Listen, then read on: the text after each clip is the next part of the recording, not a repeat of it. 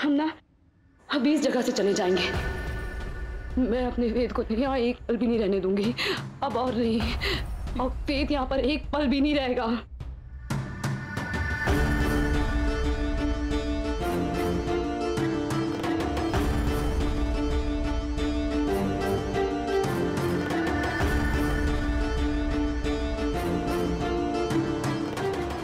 हार के भाग रही हूं संध्या।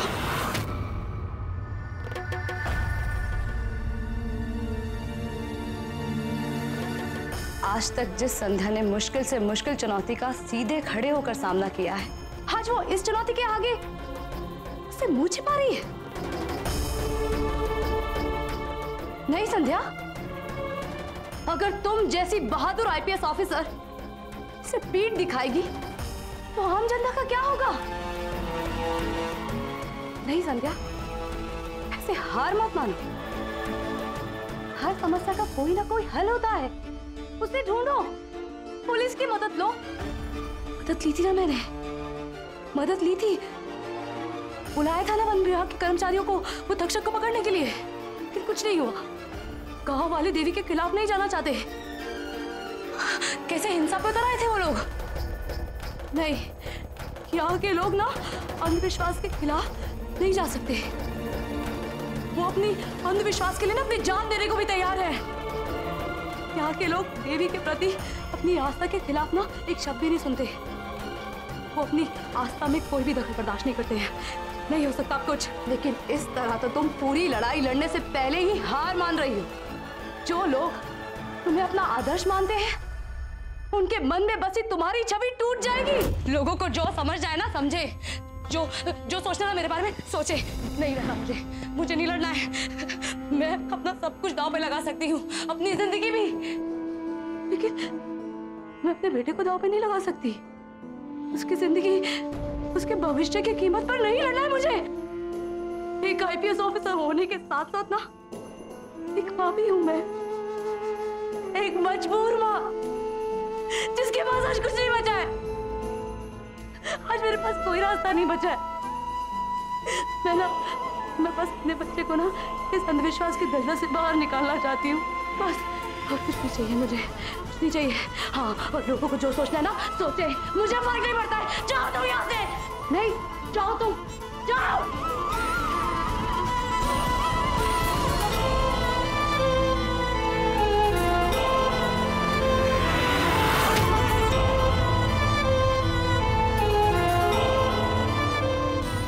आप भी यही पूछेंगे ना कि मैं क्यों भाग रही हूँ, है ना? नहीं संध्या, आज मैं आपसे कुछ पूछने नहीं आया और ना ही आपको कुछ समझाने आया। मैं तो बस आपको ये बोलने आया हूं कि हमेशा की तरह आज भी मैं आपके साथ हूं।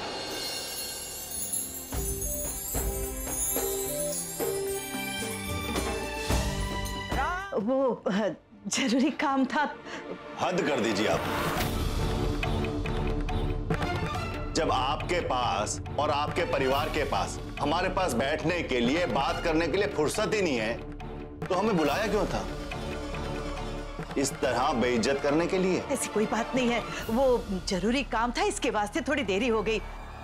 आप बैठिए, आप बताइए क्या खाएंगे? जी नहीं, हमें कुछ खाना पीना नहीं है, हमें अभी अभी जाना है। और वैसे भी हम क्यों बैठे, किस लिए बैठे? आप दोनों के पास तो वक्त भी नहीं है, और आपके बहू और बेटे भी नहीं है यहाँ पे। किससे बात करें हम? और आपको आपकी पोती की शादी के अलावा ज्यादा क्या जरूरी काम हो सकता है? चलिए जी। देखिए, इस तरह नाराज होकर मत जाइए। जी बहुत बहुत धन्यवाद। जितना अपमान करवाना था करवा चुके। इतना फालतू ना हम है ना हमारा समय। चलिए जी। मेरी बात तो सुनिए, मगर सुनिए तो सही। हमें नहीं सुनते आपकी बात तो सुनो। आप जाइए अपना काम कीजिए। मेरी बात सुनिए। करवाए आप एडमिशन? बना लिया डॉक्टर? अरे घर के बहू होने के नाते कम से कम आपका तो फर्ज बनता था ना कि मेहमान घर पे आ रहे तो घर पे रुक जाते, लेकिन नहीं। आपको तो अपनी बेटी की चिंता है ना। जबरदस्ती की शादी है ना, तो फर्ज कहां से याद आएंगे? बहुत हो गया।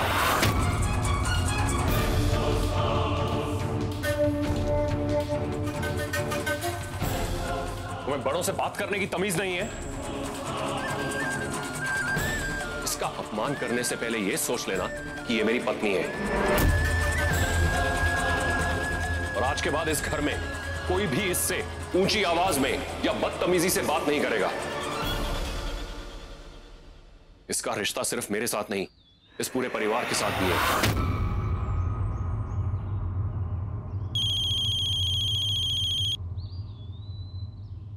हेलो,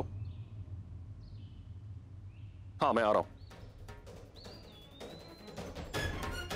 मुझे क्लिनिक जाना होगा, तुम अपने कमरे में जाओ।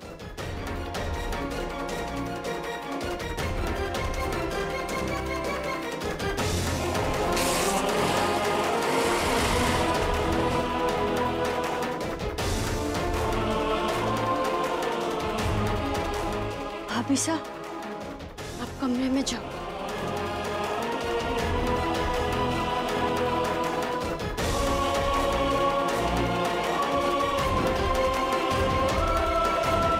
आपको याद है मेरा वो स्टूडेंट राजन, एक नंबर का शैतान है। कमाल कर दिया उसने वाकई।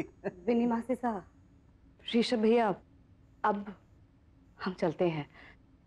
हम अभी पुष्कर के लिए निकल रहे हैं।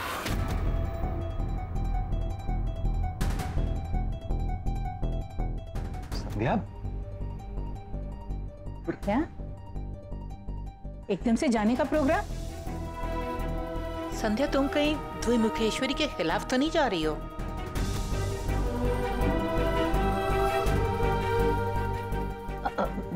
बनारसी वो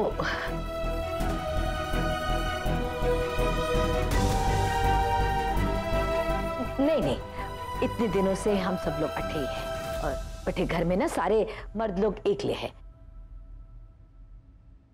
खाने पीने में दिक्कत होती होगी, और फिर तू तो जाने ही है कि लुगाया बिना ना घर को नहीं चाल सके।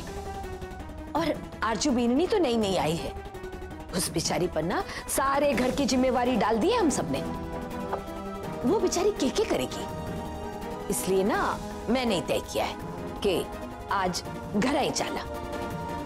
तू चिंता बना कर। वो वेद, आ जाए छोरा। वेद, विनी मासी साहब, वेद दिखाई नहीं दे रहा, कहीं कहाँ है वो? वेद, क्या हुआ पापा? हम कहीं जा रहे हैं क्या? हाँ बेटा, घर जा रहे हैं। वेद, घर जाने का टाइम आ गया है, पुष्कर जा रहे हैं हम। पर ऐसे अचानक पुष्कर क्यों जा रहे हैं हम तो अभी एक वीक और रुकने वाले थे ना। वेद, थारी मम्मा का जरूरी काम आ गया है, इसलिए हमें जाना होगा। हाँ, तो मम्मा आप चले जाना, मैं बिन्नी दादी के पास एक हफ्ते रुक के आ जाऊंगा।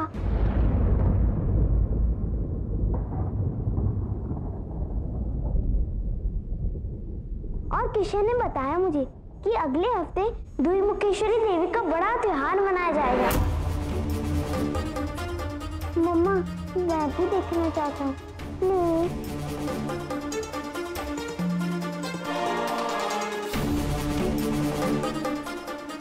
वेद पहली बार खुद मुझसे अलग रहने को तैयार है, सिर्फ इसलिए कि वो देवी का त्योहार देखना चाहता है। वेद, वो क्या है ना कि थारे बिना थारी मम्मा का मन नहीं लगेगा, और वैसे भी अब थारी मम्मा है ना, तुझे वो साइंस का पेपर की तैयारी करवाने के लिए, तो वो वहां जाके होगी, यहाँ पे ठीक ना है। हाँ, ओ हाँ, वो तो मम्मा ही कराती है। कितना अच्छा होता है ना पापा। अगर मम्मा की ड्यूटी एक हफ्ते बाद आ जाती तो मैं देवी का त्योहार भी देख लेता और प्रिपरेशंस भी हो जाती।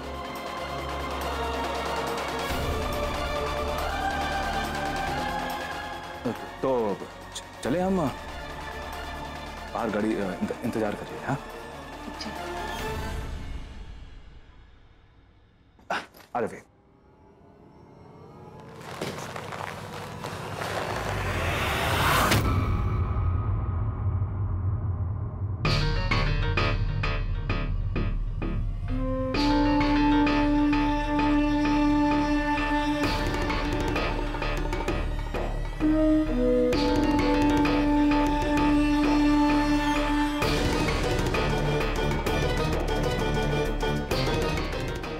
रानी जी, ये आपके कपड़े कैसे जल गए?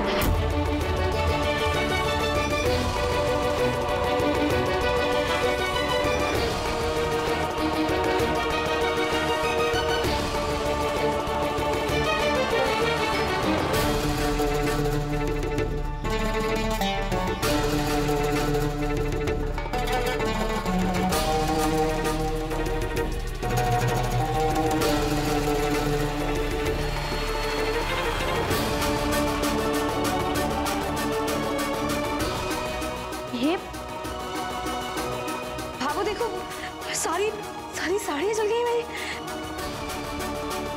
मुझे नहीं पता ये सब कैसे हो गया। जब मैंने सूटकेस पैक किया था तब तो सब ठीक था।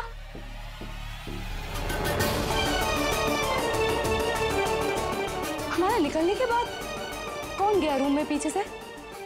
बंद करो संध्या अपनी पुलिसगिरी। तुम्हारे सामने सब लोग बाहर आए हैं। देवी के चमत्कारों का तुम्हें कोई जवाब नहीं मिला तो तुम कोई भी आरोप लगाओगी? मैं जानती हूं कैसे हुआ है ये। कैसे? वेद देवी के त्योहार के लिए यहां रुकना चाहता है और देवी अपने लाडले को रोकने के लिए कुछ भी कर सकती है। देख लो अपनी आंखों से सब कुछ।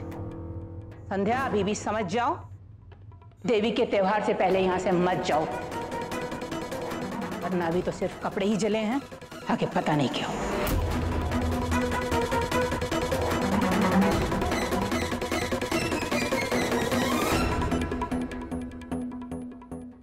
संतोष, तुम्हारी बींदनी तो कुछ ज्यादा ही पढ़ी लिखी है, लेकिन तुम तो समझदार हो। देवी का इशारा समझो। इस तरह से मत जाओ तुम लोग यहाँ से। बाबू, मैं क्या कह रही हूँ? बेनी मासी बिल्कुल ठीक कह रही है। देवी अगर नाराज हो गई तो पता नहीं क्या अनर्थ हो जाएगा। चुप रह तू। जब देखो जब अशुभ बातें बोले। कुछ ना होगा जी।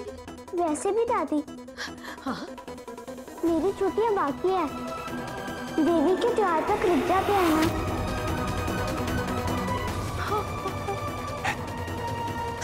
बिल्कुल ठीक कह रहा है वे। देवी के त्योहार तक तुम लोग कहीं नहीं जाओगे।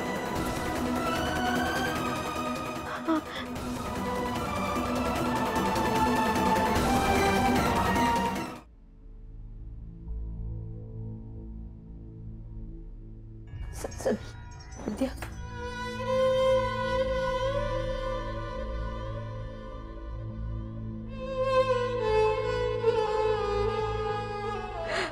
मेरी मदद करो माँ।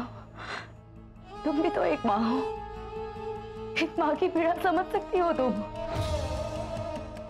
मुझे शक्ति दो माँ, मुझे शक्ति दो कि मैं अपने बच्चे को बचा सकूं।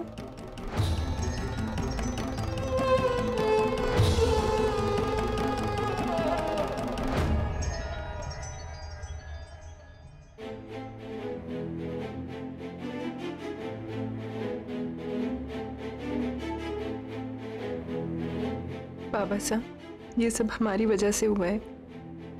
छोटू की इस हालत के जिम्मेदार सिर्फ हम हैं। पिया ने तो ये सब हमारे बारे में सोच के किया था। और नहीं, तुमने कुछ नहीं किया। इसमें तुम्हारा दोष कौन है? ये सब पिया का किया था। अब ठाकुर जी से प्रार्थना करो कि छोटू को होश आ जावे, उसे पता चले कि क्या फर्क होवे है अपनों में और पराये में। नहीं पिया, तो इतनी जल्दी हार नहीं मान सकती।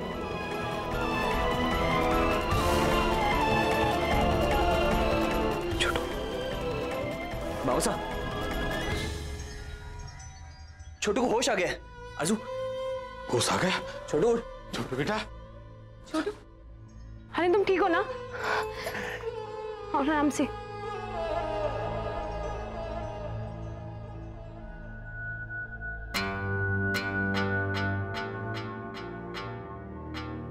माफी की लायक भी नहीं हूँ।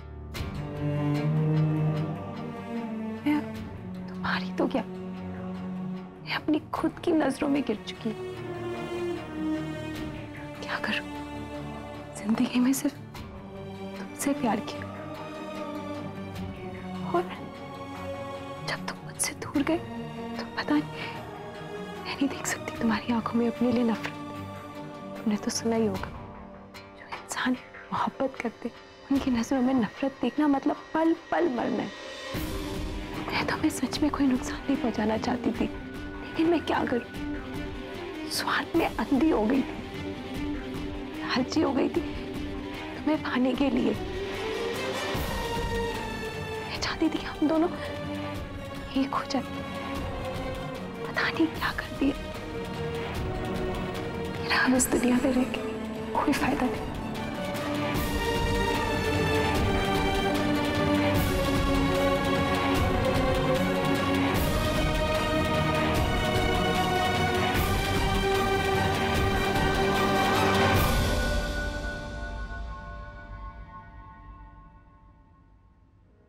वेद, चलो बेटा, हम घर चलते हैं।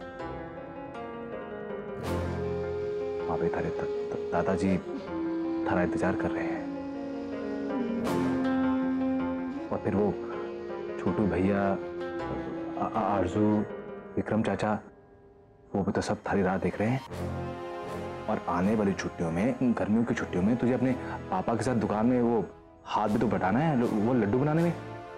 थारे को कितना पसंद है लड्डू बनाना? हाँ हाँ पापा। चल चल, हम यहाँ से चलते हैं। लेकिन अभी ये सब जो हो रहा है, देख, ना उसकी चिंता ना कर, ऐसा कुछ गलत नहीं होगा।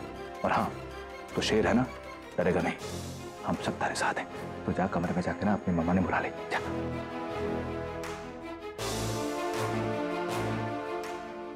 यहाँ हरियादा में देव मुखेश्वरी की इच्छा के बिना एक पत्ता भी नहीं हिल सकता।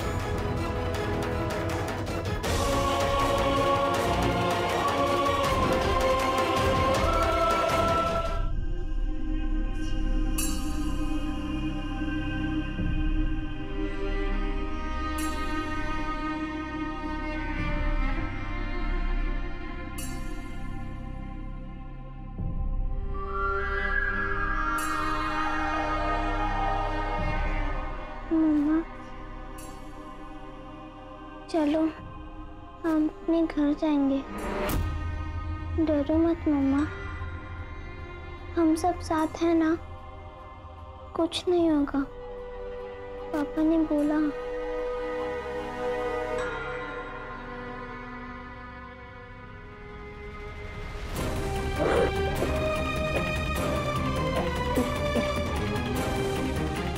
चलो हाथ जोड़ो भगवान जी के आगे।